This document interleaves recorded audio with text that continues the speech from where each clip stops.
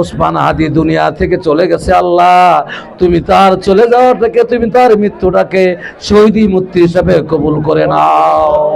নির্বাচনকে বানচাল করার জন্য একটার পর একটা আওয়ামী লীগের পায়তারা করতেছে। এই জন্য ওসমান হাদি আজকে লাস্ট কিছুক্ষণ আগে আমাদের বাংলাদেশে পৌঁছেছেন।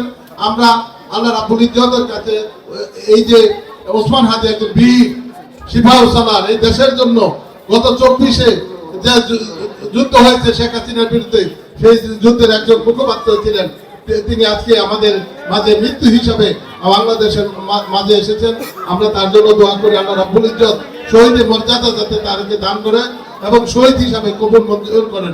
দান করা তৌফিক দান করো ইয়া আল্লাহ, জনগণের সেবা করা তৌফিক দান করো। বাবার মতো যেন ইয়া আল্লাহ আমাদের গাজীপুরের মাটি মানুষের নেতা অধ্যাপক মান্নান সাহেবের ভিক্ষুকের মতো হাত উঠেছে। আল্লাহ ইসলামিক মূল্যবোধে বিশ্বাসী বাংলাদেশ জাতীয়তাবাদী দলের প্রতিষ্ঠাতা শহীদ প্রেসিডেন্ট জান্নাতের টুকরায় পরিণত করে দাও। টানা তৃতীয়বার অর্জন করেছে দেশের সেরা সুপার ব্র্যান্ড স্বীকৃতি আল্লাহ দয়া করে দেশনেত্রী সাল্লাল্লাহু আলাইহি ওয়াসাল্লাম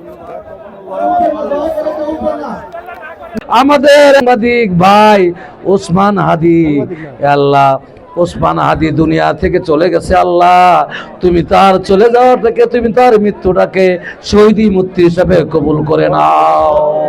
ইয়া আল্লাহ তুমি তাকে শহীদি মৃত্যু দান করে দাও। ইয়া আল্লাহ তার কথা औलाद দুনিয়াতে বেঁচে আছে, তাদেরকে তুমি ধৈর্য ধারণ করা তৌফিক দান করে দাও। ইয়া আল্লাহ এই এলাকার অনেক মুরব্বীদের কথা বলেছে, অরুস্তি ভাই সহ অনেকেই এই এলাকার অনেক মুরব্বীদের কথা বলেছে। আল্লাহ যাদের কথা বলেছে আল্লাহ তুমি তাদের কবরগুলোকে জান্নাতের টুকরায় পরিণত করে দাও। ইয়া আল্লাহ আশেপাশে যত কবর আছে প্রত্যেকটা কবর বা প্রত্যেকটা কবর স্থানকে তুমি জান্নাতের সর্বোচ্চ মাকাম দান করো আল্লাহ।